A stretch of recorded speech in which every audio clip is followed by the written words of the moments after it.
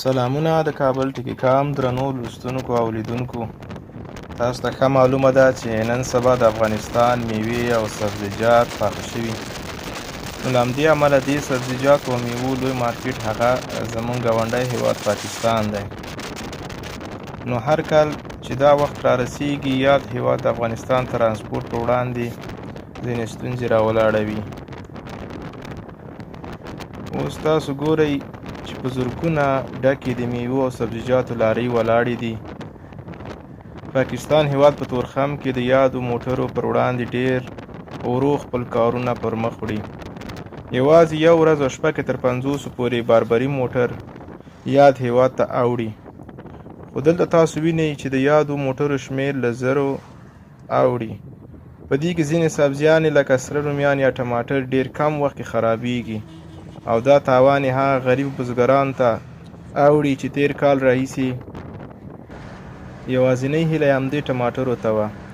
موږ د لوړپوړو چارواکو څخه هیله کوو چې پاکستان سره د یادو ستونزو په اړه وغږیږي. خدای دپاره اتحاد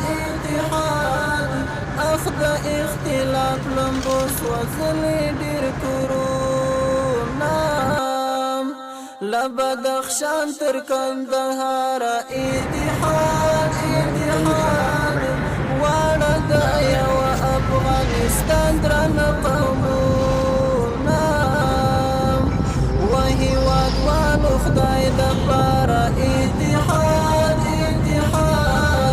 اخ د اختلاف لمبو سوځلې ډېر کورونه. تاسو وینئ چې قطار مسلسل یو بل چې دا موټر ولاړې دي کې اکثره هغه څه بار دي چې نور په دې کې لکه ترانزیټي مواد نشته. اکثره د افغانستان داخل میوې او نور سبزیجات دي.